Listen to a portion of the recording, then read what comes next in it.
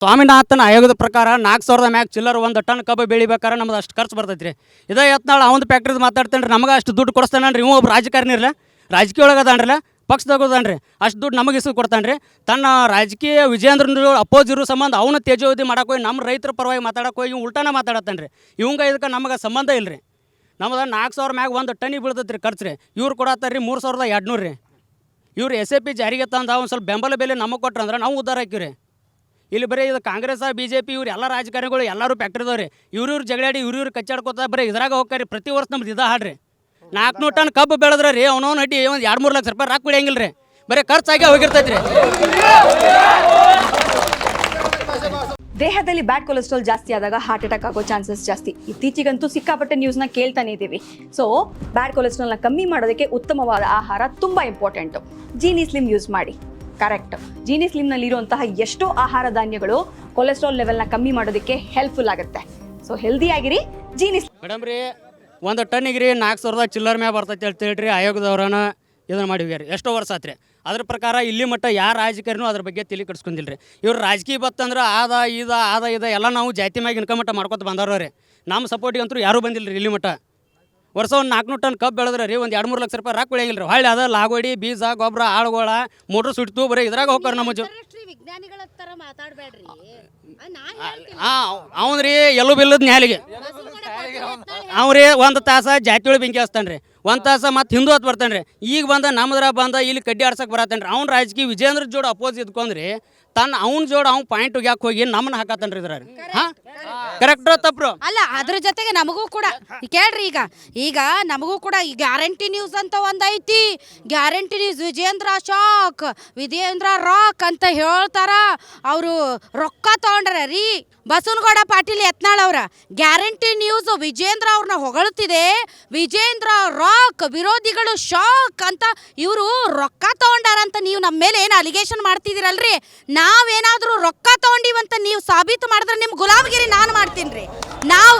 ನಮಗೇನಾದ್ರೂ ರೊಕ್ಕ ತಗೊಂಡಿಲ್ಲ ಅಂತ ನೀವು ಸಾಬೀತು ಮಾಡಲಿಲ್ಲ ಅಂದ್ರೆ ನೀವು ರಾಜಕೀಯ ನಿವೃತ್ತಿ ತಗೊಳಕ್ ರೆಡಿ ಇದ್ದೀರಾ? ತಡ್ರಿ, ರಾಜಕೀಯ ನಿವೃತ್ತಿ ತಗೊಳಕ್ ರೆಡಿ ಇದ್ದೀರಾ? ಬಸವನಗೌಡ ಪಾಟೀಲ್ ಯತ್ನಾಳ್ ಅವರೇ ಮತ್ತೊಂದ್ಸರಿ ಹೇಳ್ತೀನಿ, ಗ್ಯಾರಂಟಿ ನ್ಯೂಸ್ ಏನಾದರೂ ರೊಕ್ಕ ತಗೊಂಡೈತಂತ ವಿಜೇಂದ್ರ ಅವರೇನು ನಮ್ಮ ಚಿಕ್ಕಪ್ಪ ಮಕ್ಕಳಲ್ಲ, ನೀವೇನು ನಮ್ಮ ಮಾವನ ಮಕ್ಕಳಲ್ಲ. ಕಾಂಗ್ರೆಸ್ BJP JDS ಯಾವುದೇ ಪಾರ್ಟಿ ಆಗಲಿ, ಯಾರು ಜನಪರ ಇದ್ದಾರೆ, ಯಾರು ರೈತರ ಪರ ಇದ್ದಾರೆ, ಯಾರು ದೀನ ದಲಿತರ ಶೋಷಿತರ ಮಕ್ಕಳ ಪರ ಮಹಿಳೆಯರ ಪರ ಇದ್ದಾರೆ, ಅವ್ರ ಪರವಾಗಿ ನಾವು ನಿಲ್ತೀವಿ, ಯಾರ ಮಾತು ಕೇಳಲ್ಲ. ಆದರೆ ನಾವಿವತ್ತು ರೈತರ ಪರ ನಿಂತಿರೋದಕ್ಕೆ ರೊಕ್ಕ ಇಸ್ಕೊಂಡಾರಂತ ತಾವು ಹೇಳ್ತಿದ್ದೀರಲ್ಲ, ನಾವೇನಾದರೂ ರೊಕ್ಕ ಇಸ್ಕೊಂಡಿದ್ದೀವಿ ಅಂತ ನೀವು ಸಾಬೀತು ಮಾಡಿದ್ರೆ ನಾನು ರಾಧಾ ಹಿರೇಗೌಡರು ನಿಮ್ಮ ಗುಲಾಮಗಿರಿ ಮಾಡ್ತೀನಿ. ಒಂದು ವೇಳೆ ನೀವು ಸಾಬೀತು ಮಾಡಲಿಲ್ಲ ಅಂದ್ರೆ ನೀವು ರಾಜಕೀಯ ನಿವೃತ್ತಿ ಘೋಷಣೆ ಮಾಡ್ತೀರಾ? ಹೇಳ್ರಿ. ಬಹಳ ದೊಡ್ಡ ಏನ್ರಿ ನಿಮ್ಮ ಮೌನ ಹಡ ಅಂದ್ರೆ? ನಾನು ಒಬ್ಬ ಹೆಣ್ಮಗಳಾಗಿ ಮಾತು ಹೇಳಬಾರ್ದು. ಯಾರಿಗೆ ಬೈತೀರಿ ನೀವು? ತಾಯಿಗೆ ಬೈತೀರಿ? ಯಾರ ತಾಯಿಗೆ ಬೈತೀರಿ? ನೀವು ತಾಯಿ ಹೊಟ್ಟೆಯಲ್ಲಿ ಹುಟ್ಟಿಲ್ಲ. ಮಾತಿಗೆ ನೀವು ಉತ್ತರ ಕರ್ನಾಟಕ ಭಾಗದವರಾಗಿರ್ಬೋದು, ಸಾರ್ವಜನಿಕವಾಗಿ ಹೆಂಗೆ ಮಾತಾಡಬೇಕು ಅಂತ ನಾಲ್ಗೆ ಮೇಲೆ ಹಿಡಿದು ಮಾತಾಡಬೇಕು. ನೀವು ನಾಲ್ಗೆ ಹಿಡಿತಾ ಇಲ್ಲದೆ ಇರೋದಕ್ಕೆ ನಿಮ್ಮನ್ನು BJP ಅವರು ಹೊರಗಟ್ಟಿರೋದು. ಇಲ್ಲಿವರೆಗೆ ಇಲ್ಲಿ ಕೇಳ್ರಿ, ಇಲ್ಲಿವರೆಗೆ ಏನು ಯತ್ನಾಳ್ ಅವ್ರ ಬಗ್ಗೆ ಆಗ್ಯದ, ಭಾಜಪಾ ಆಗ್ಯದ, ಕಾಂಗ್ರೆಸ್ ಆಗ್ಯದ, ಇದನ್ನೆಲ್ಲವನ್ನ ಬದಿಗಿಡೋಣ. ಒಂದಷ್ಟು ರಿಸೋರ್ಸ್ ಅದಾವ. ಕೇಂದ್ರ ಸರ್ಕಾರಕ್ಕೆ ಸಂಬಂಧಪಟ್ಟಂಗಾಯ್ತು, ರಾಜ್ಯ ಸರ್ಕಾರಕ್ಕೆ ಸಂಬಂಧಪಟ್ಟಂಗಾಯ್ತು. 4ರಿಂದ 5 ಪಾಯಿಂಟ್ಗಳು ಅದಾವ. ಕ್ಲಾರಿಫಿಕೇಷನ್ ಕೊಡುವವರೆಗೂ ಶಾಂತ ರೀತಿಯಿಂದ ತಾವು ಕೇಳಬೇಕು. ಏನು ಹೇಳ್ತಾರ ನಮ್ಮ ರಾಜ್ಯ ಸರ್ಕಾರದವ್ರು? ಏನು ಹೇಳಿದಾರ? ನಮ್ಮ ಎಥನಾಲ್ ಅಂದರೆ ಫ್ಯಾಕ್ಟ್ರಿ ಒಳಗೆ ಏನು ಶುಗರ್ ಕೇನ್ನ ಒಂದು ಬೈ ಪ್ರಾಡಕ್ಟ್ ಏನು ತಯಾರಾಗ್ತದೆ ಎಥನಾಲ್, ಅದು 270 ಕೋಟಿ ಲೀಟರ್ ಕರ್ನಾಟಕದಿಂದ ಹೋಗ್ಯದ. 270 ಲೀಟರ್ ತಯಾರಾಗ್ಯದ, ಕೋಟಿ ಲೀಟರ್. ಅದು ಕರ್ನಾಟಕಕ್ಕೆ ಹೊಳೆ ಹಂಚಿಕೆ ಆಗಿದ್ದು 40 ಲೀಟರ್ ಅಂತ ಹೇಳಿದಾರೆ. ಆದ್ರೆ ಮಾನ್ಯ ಕರ್ನಾಟಕ ಭಾರತದ ಸಂಸದರಾಗಿರ್ತಕ್ಕಂಥ ಪ್ರಹ್ಲಾದ್ ಜೋಶಿ ಅವ್ರು ಹೇಳ್ತಾರೆ ಕರ್ನಾಟಕಕ್ಕೆ 116 ಲೀಟರ್ ಎಥನಾಲ್ ಕೊಟ್ಟಿದ್ದೇವೆ ಅಂತ ಅವ್ರು ಹೇಳಿದ್ದಾರೆ. ನಂತರ ನೆಕ್ಸ್ಟ್ ಒನ್, ಕೇಂದ್ರ ಸರ್ಕಾರ ನಮ್ಮ ರಾಜ್ಯದ ಕಬ್ಬು ಬೆಳೆಗಾರರ ಜೊತೆ ಚೆಲ್ಲಾಟ ಆಡ್ತೈತೆ. ಕೇಂದ್ರ ಸರ್ಕಾರ ಡೈರೆಕ್ಟಾಗಿ ಚೆಲ್ಲಾಟ ಆಡೋದಂದ್ರೆ ನಮಗೆ ರಾಜ್ಯ ಸರ್ಕಾರ ಅದಕ್ಕೆ ಬೇಕು. ರಾಜ್ಯ ಸರ್ಕಾರದ ಅವಶ್ಯಕತೆ ನಮಗೇನೈತಿ? ಇನ್ನೊಂದು ನೆಕ್ಸ್ಟ್ ಪಾಯಿಂಟು, ಪ್ರಧಾನಿ ಮೋದಿಯವರಿಗೆ ಪತ್ರ ಬರೆಯುತ್ತೇನೆ ಅವಕಾಶ ಕೊಟ್ಟರೆ. ಏನ್ರಿ ಇದು? ಪ್ರಧಾನಿ ಮೋದಿಯವರಿಗೆ ಪತ್ರ ಬರೆಯೋದು? ಅವ್ರು ಅದಾರ ಇಲ್ವಾ? CM ಅವ್ರನ್ನೂ ಒಪ್ಪರೆ ಬಿಡ್ರಿ. ಬೆಳಗಾವಿ ಜಿಲ್ಲೆಯ ಉಸ್ತುವಾರಿ ಸಚಿವರು ಕರ್ನಾಟಕದೊಳಗೆ ಅದಾರ ಅಥವಾ ಇಲ್ವಾ? ಈ ಮಾತನ್ನು ತಾವು ಹೇಳಬೇಕು.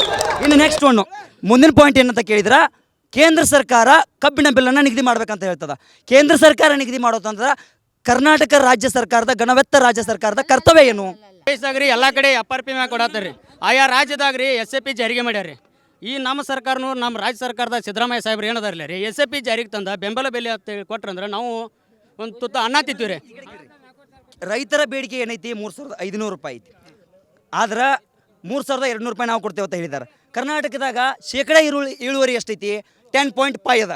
ಅಂದ್ರೆ ಪ್ರತಿ ಟನ್ಕ 3,676 ರೂಪಾಯಿ ಕೊಡ್ಬೇಕಂತೇಳಿ ಕೇಂದ್ರ ಕ್ಯಾಬಿನೆಟ್ ಆಯೋಗದ ಪ್ರಹ್ಲಾದ್ ಜೋಶಿ ಅವರು ಹೇಳಿದ್ದಾರೆ. ಇದಕ್ಕೆ ಏನು ಹೇಳ್ತೀರಿ ನೀವು ರಾಜ್ಯ ಸರ್ಕಾರದವರು? ಪ್ರಹ್ಲಾದ್ ಜೋಶಿ ಅವ್ರು ಹೇಳಿದಾರ ಕರೆಕ್ಟ್ ಸರ್. ಅವ್ರು ಹೇಳಿದಾರ ಹೌದು. ಅದ ಪ್ರಹ್ಲಾದ್ ಜೋಶಿ ಅವರು ಇಲ್ಲಿರೋ ಕಾರ್ಖಾನೆ ಮಾಲೀಕರಿಗೂ ಹೇಳಬೇಕು. 100% ನೋಡ್ರಿ, ಜಿಲ್ಲಾ ಉಸ್ತುವಾರಿ ಸಚಿವರನ್ನ ಇಲ್ಲಿಸ್ ಮಟ್ಟ ಬಂದಿಲ್ಲ ಅಂದ್ರೆ ಇನ್ನೊಬ್ಬರು ಸಂಸದರು ಧಾರವಾಡದೊಳಗೆ ಇರ್ತಾರೆ, ಅವ್ರಿಗೆ ಹೆಂಗ್ ಮುಟ್ತದ? ಹೌದು, ಅವ್ರು ಬರಕ್ಕಾಗಲ್ಲ. ಇದನ್ನ ಹೇಳ್ರಿ.